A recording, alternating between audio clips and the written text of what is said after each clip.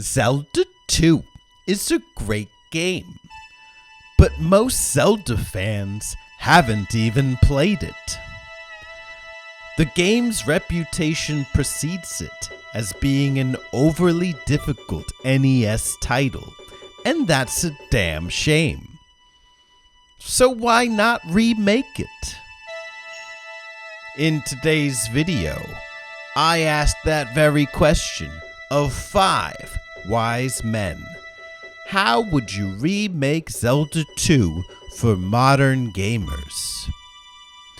I'm Captain Keaton, and this is Zelda 2, The Adventure of Link.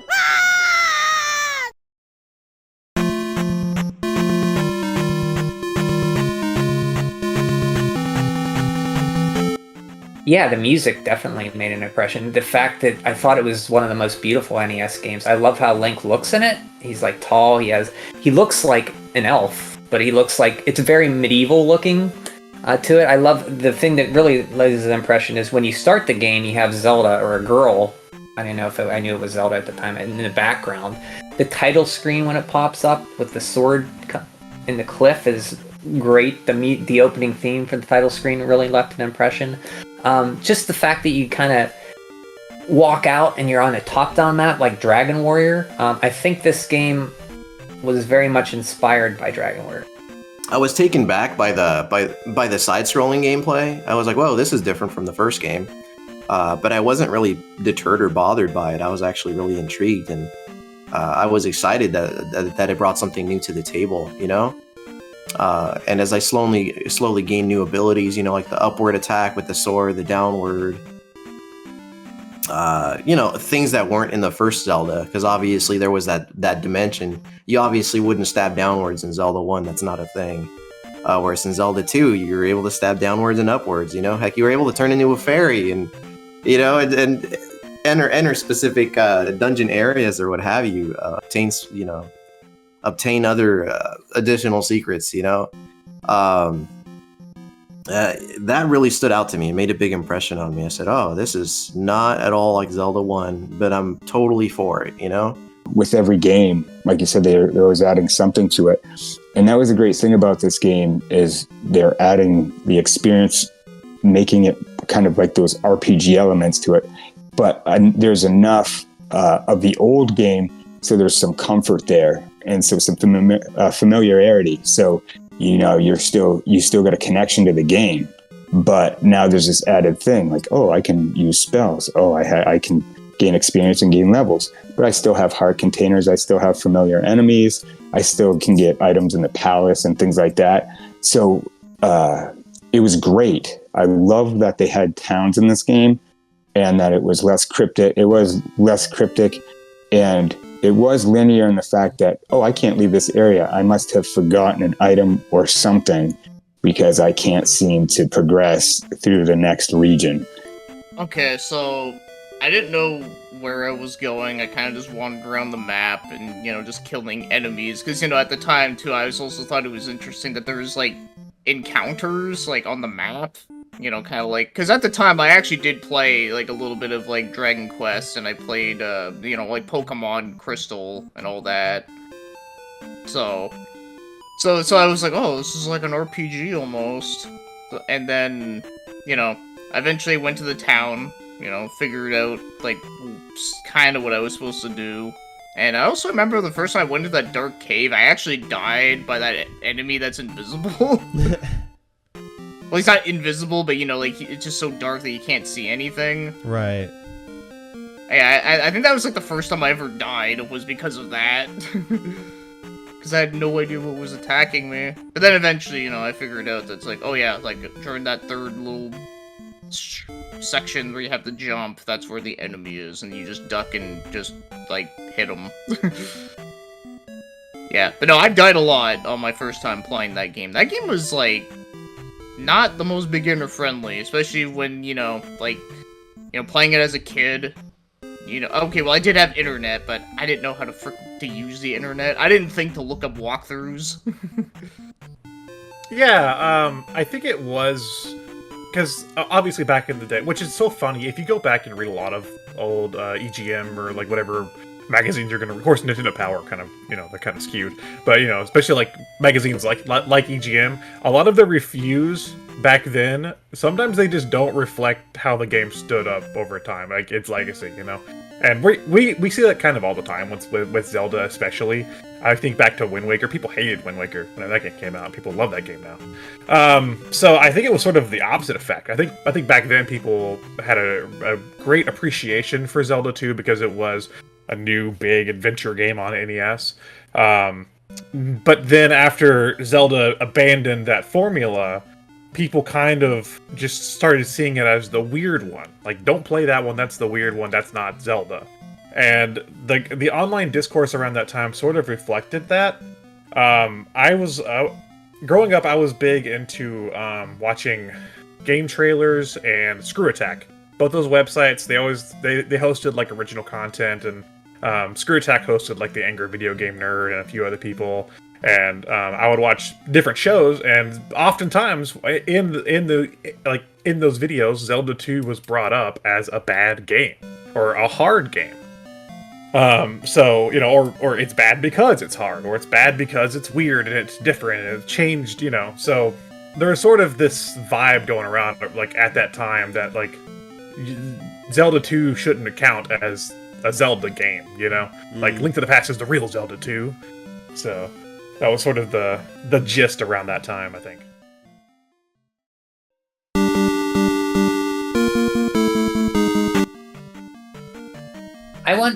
We have top-down 2D Zelda, which is great. We have 3D Zelda.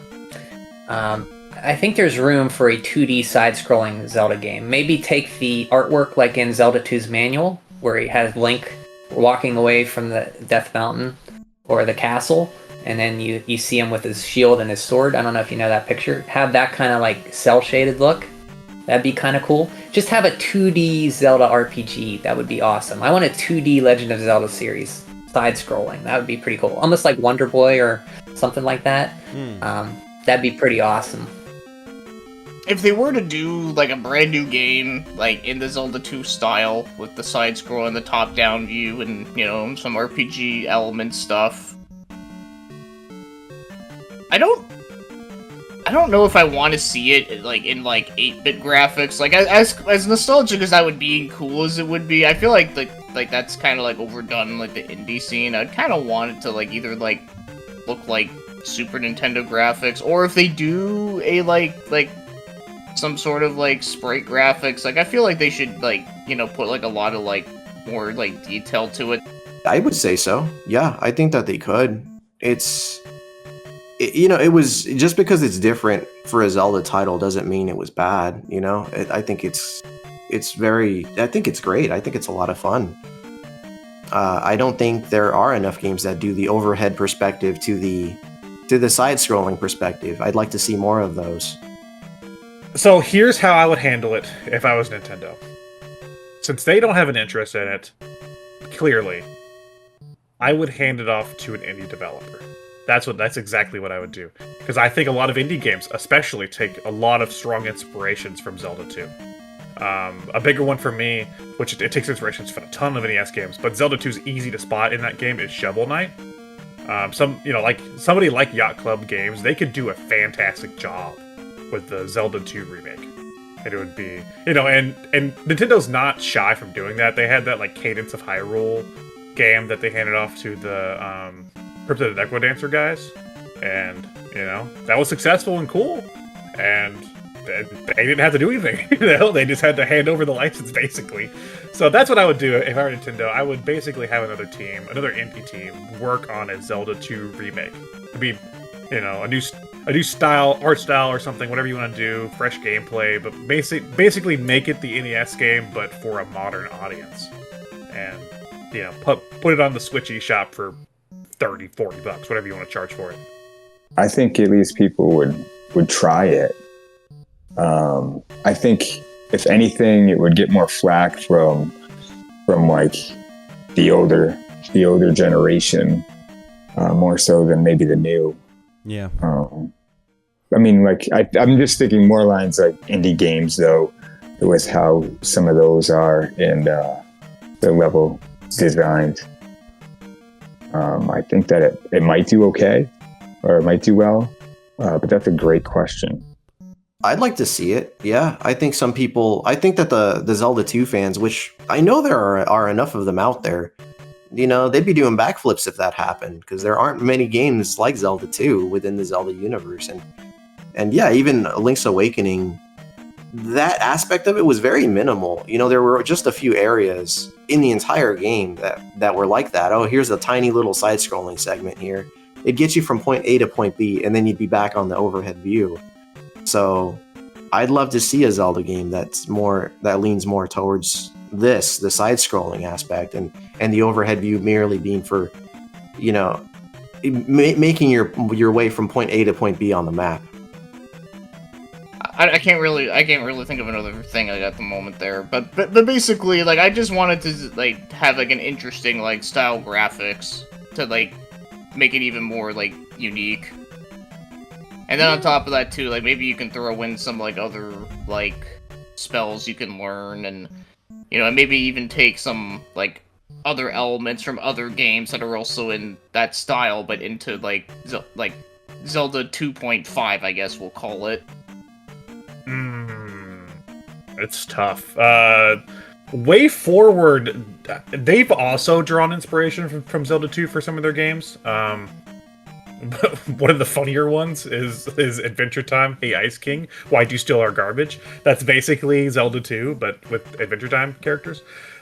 They also clearly have a love for that game, and I think they did that Advance Wars remake for them recently. That got canceled into oblivion, and then it finally came out. But yeah, so they clearly have a relationship with them as well. So I think Way Forward would also do a pretty serviceable job. I would trust Yacht Club before them, but I would say Way Forward could do it. I don't think Nintendo's interested in doing that with Zelda right now. Maybe after the shine wears off of Breath of the Wild, because that's all they're kind of sticking with. I don't think we'll get that. I'm kind of wishful thinking, but I think, Breath of the Wild's selling so well, I don't see that happening. So, but maybe the best we could hope for is a remake of the game in between big 3D Zeldas. Maybe they do a remake of it. And if that sells well, because they are remaking Zelda games, so they tend to do that. So you never know, maybe someday. And I hope if it happens before I'm retired, you can have me on and we can talk about it then. That would be really cool if they did some sort of iteration of it, though. That would be really cool.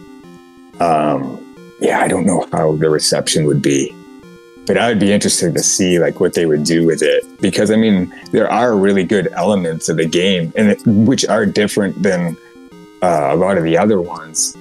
I don't know how that would translate. Man, that's a really good question, but I would be really interested to find out. I think it should be from the ground up remake, but I think it should be pretty. It should stick to the original formula of the game pretty closely, but just make improvements where there needs to be improvements. Maybe make improvements with the towns. That's a big one, with the NPCs. Actually talking to the NPCs. Some of the NPCs you talk to in the first, in the Zelda 2, and they say bullshit. They say absolutely nothing to you. They say the dumbest shit to you. That's a big one. Make the town seem more important. Make the objectives clearer. When you talk to somebody. And other than that, all you have to really do is just enhance the visuals. Maybe whenever in my head when I'm thinking of how this would look, I think, and this wouldn't be how they would do it, I don't think, but I think of that Wonder Boy 3 remake that looks really fucking pretty because it's hand drawn. That'd be a really cool style for this. And that's another thing too. Wonder Boy is also greatly influenced. The whole Wonder Boy series is greatly influenced by Zelda 2. That's basically Zelda 2, but on Sega consoles, and went on for a long time. So they had recent success with remaking Wonder Boy 3. So I would like to see maybe that style, but I don't know how they would do their art style. But a new fresh art style, coat of paint, fix up some small issues with the game, but keep it faithful overall. And I think you'd introduce this game to a whole new audience that would appreciate it.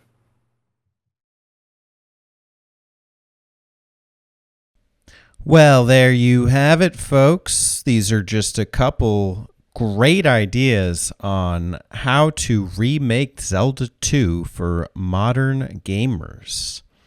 I don't really have too much to add other than perhaps a second quest after you beat the main game and maybe some bonus dungeon with a Resurrection Ganon boss or something.